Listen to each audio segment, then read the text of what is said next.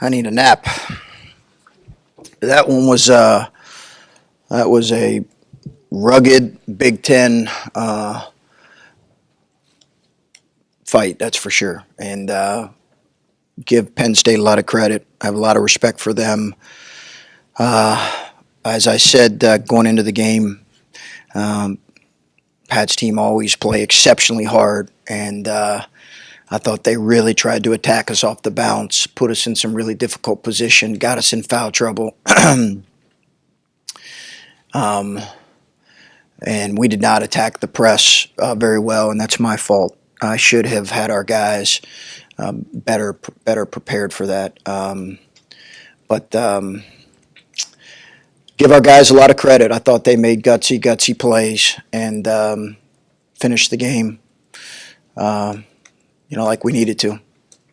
Chris, you had a lot to overcome in this game, from the court to the whistles to the turnovers. What ultimately enabled you to find a way to win this one late? I think our guys showed great will and just stayed with it and tried to make one more play. And I thought we played a little smarter at them down the stretch than we have in some other games, with the exception of a foul here or there. Dwayne gave us a tremendous lift, but his foul was not the way we need to play. I just thought we played a little bit smarter in our attack, and that was important for us. But honestly, we expected a game like this. If you'd have told me, hey, this game's going to go down to the last minute, it's going to be a one-possession game, I'd have said, yep, I'd bet money on that.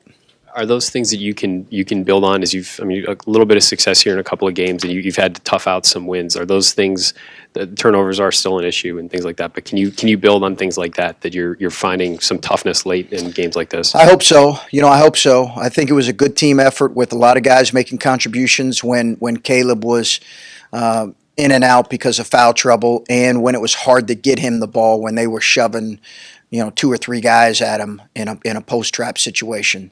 So I think we had other guys step up and really make plays, and that's what you need. Obviously, teams are there's going to be certain teams that are just going to eliminate how many times Caleb can touch the ball, and we've got other guys make plays, and we really did. Andre was terrific, and Dwayne was the most efficient he's been in terms of how effective he was.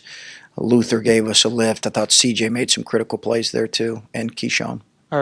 Chris, how important was Kyle Young, especially late in the game, returning from injury, making the impact that he did? Well, I thought his shot fake finish was big there late. Showed great poise, and rebounded it well. Played with activity. He's Kyle. That's who Kyle is, and we've missed that, and we've missed his experience too. Jay's given us some really good minutes, but it's just Kyle's got more experience right now. What was the conversation like coming into this game? You called him day to day on Wednesday. Did you expect him to play today? What was kind of that conversation like? Yeah, he's been on a minutes restriction, so I in my head I thought 15 minutes. Potentially, depending on foul trouble, is what I thought. It's not like he's been out for 6 months, but so we were going to still play him fairly regularly, but I was worried about his conditioning. What did you think of the job that Andre and Kyle did guarding Stevens? I thought they did a really good job. And our bigs helped with some of our post trapping that we did on him, or some of our trapping with him. He's a terrific player. I think we talked about yesterday, he was a part of that recruiting class with Watkins and him, and Carr, that were just top, I think it was top 15 in the country. He's a terrific talent. So I give Andre a lot of credit because he battled the whole night. And I think we've asked you a little bit about this, but I think most expected Luther to provide an impact for you guys defensively. Have you been able to go to him more offensively than you anticipated? Is his shot making at maybe a little higher level than you thought it might be? Yeah, and I thought he made a really good decision on the drift pass. And he just, he is our guy right now that has the ability to kind of go get something. And sometimes our other guys can struggle with that. It's not necessarily who they are as players. I think Dwayne will grow into that, but right now he can go get one, at least get a clean look. So that's why we've tried to put him in some of those situations. The man on the street doesn't realize how hard it is to play when the game's up and down and there's like reviews all the time Yeah. and fouls. Yeah. What about that last minute, Chris? What did you talk to about the team during the breaks and what was discussed and what did you see from your team? I thought we did a good job. Obviously, they missed a layup there. That's a tough one. They're going to make that 9.9 out of 10 times. They're going to make that, but that would have been a tie game. We would have had the ball the last possession. But I just thought we did. We did a good job in some areas that we needed to in terms of finishing the game. I thought we did a good job switching the baseline out of bound or side out situation. Kid made a good pass. Reeves made a really good pass.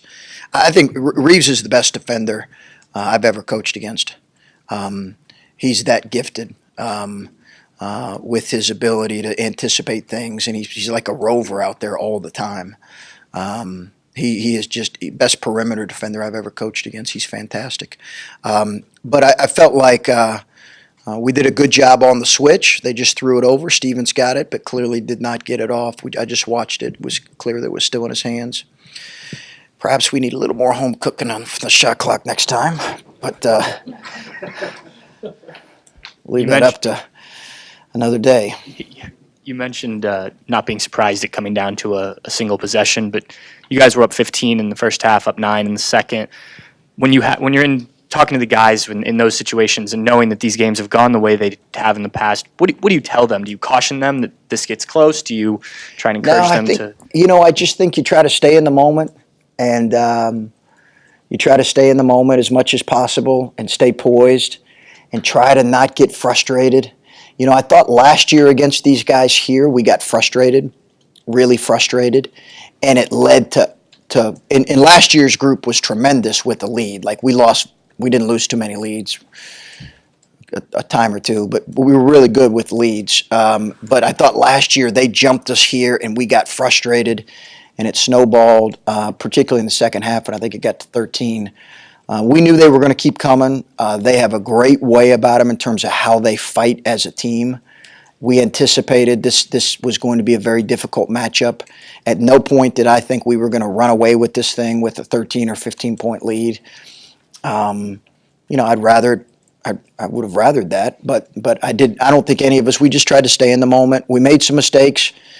Coaches and players made some mistakes. We just tried to move on to the next one. Chris, I know I just asked you about Luther Muhammad after the game last weekend, but he seems to want the ball in his hands for a freshman, maybe more than you would have thought. The defense, Bill touched on that, how much he's bringing you. He talked trash. He seemed to provide energy. He seems to be doing a lot more than I would have projected for him. Is this surpassed your expectations for year one? I've been asked that a lot, and we felt like he was going to make a pretty strong, immediate impact. Now, did I anticipate in a game that goes down to the wire that he makes, he has 20 points, 4 assists, no turnovers? I'm not saying that, but we anticipated that he was going to make us really a real impact from day one. And some of that was when you look at our roster too, right? We're kind of building our roster, and we knew there was going to be great opportunity for him. You said that you started to run some plays for him. Obviously, we can see that. But is there any part of conversation between you two where you're having to encourage him to, when he has the ball, look for a shot more often? Because he had 24 one night and he has no points the next game, and then he'll do something like this. Is there any part of you that's kind of encouraging him to look for his shot a little bit more? Yeah, we've talked to him about that, but I haven't sensed a whole lot of tentativeness from him, to be honest with you. A couple of our other guys I have, and I've had that conversation. He's not been real tentative. He's been pretty assertive, but we need him to stay that way. And also, CJ, Caleb, Andre, and another, and are usually in the starting lineup. Yeah. And Luther are usually the 4 guys who are consistently in this starting lineup. Are you and then we'll see Musa, we'll see Dwayne, Kyle. Are you still kind of looking for that fifth consistent guy to be a starter for you? Yeah, I am, but I don't know that there'll be too many significant changes moving forward. But yeah, you could say that for sure. I think we got to figure out who that's going to be. Hey, Chris. Wanted to ask you about CJ. He's such an interesting player to watch moment to moment. Yeah. And I wonder, tonight was one of those nights where Yeah. tough moment, Yeah. moment of brilliance.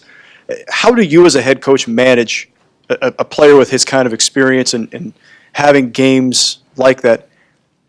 What's your message to him, your communication with him, and then the way he maybe pulled through at the end of this game that showed some toughness? Yeah, it did show some toughness in his mind as much as anything, right? That's I think what you're referring to, his ability to move on. You know, obviously coached him 2 years now, so we've had a few of these moments together. And I've had a few of these looking over at our bench saying, what are we doing? And I just have to catch myself.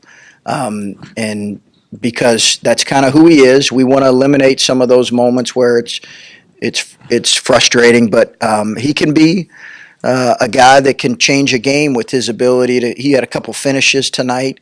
He competes. He plays exceptionally hard. I think him handling those frustrating moments has been maybe a great sign of growth, and not just this year, even last year. He's so important to us that if he loses kind of his spirit, then we got, as coaches, we can't let that happen, if that makes sense. Chris, what challenges did their press present Is it you hot guys? in here to you guys? Okay. Little, yeah. What challenges did their press present you guys? That a couple times it just seemed like you were Yeah, in the same spot. I did not feel like we handled it very well, and I take responsibility for that. I take responsibility. I just didn't think that it's on me. You know, we prepared for so much with these guys because of how they have how they've hurt us in the past. I mean, I watched every one of their league games. I just didn't have our guys ready enough for the press because I didn't anticipate it being that much of a factor. It's my fault. So we got to get better with it. What was going on with the court? What were they telling you guys? It looked like it was condensation all over the place. Yeah, I think just warm. It's warm everywhere, and I think there was just moisture and guys were slipping, and they were concerned about the player safety, as was I. Even with Caleb being limited to 6 points, your team was still plus 17 with him on the court. Even when he's not scoring, what makes the team work so much better when Caleb is able to play on the A great passer, tremendous passer, competes. The defense has to be aware of him at all times. You know, he can rebound it. I think he's a terrific screener. And then defensively, I thought he was tremendous in the first half with some of our stuff with Stevens. I thought that second half I didn't think as much because I think he was more tentative with foul trouble. I thought he was really good in the first half. And he played through some frustration from just not being able to get in a rhythm like he has, but he's got to continue to fight through that. I'll ask you about Indiana since we're not going to have another session before then. Oh, that's unfortunate. Yeah. Double overtime, I think, last year there, and you guys gutted out the win, and CJ hit the big shot. Just you don't know what they're doing right now, obviously, against Iowa or what that result's going to be, but I don't know, just your thought. I mean, they've had kind of an up-and-down year, but have sparked a couple huge wins here. They really have. That was a tremendous road win at Michigan State. Goodness gracious. Tremendous road win. I think they're really talented with Morgan, who's tremendous and a tremendous mismatch. They've got some bench. They've had a lot of injuries, but they've got a couple of those guys back. Davis is back now. Obviously, Romeo's terrific. You know, Archie does a great job. It's going to be and that environment there is one of the best in our league, and we know that. So we're going to need to play really well. I think they probably have gotten a lot of life from just how they played at Michigan State. I don't know if I was just like seeing things weird, but did all your assistants have on this exact same Yeah, tie? it was a literacy, 2nd and 7, literacy. It was a green tie that I think they wore them as well, the Penn State group as well. It's just advocating literacy. So you're not a tie guy because you went with the Penn. No, yeah, I thought about it, and I just said we'll go open collar. I was, 0 for 3 against Penn State with the tie, Okay. Got a book you want to recommend, Chris? Excuse me? Got a book you want to recommend?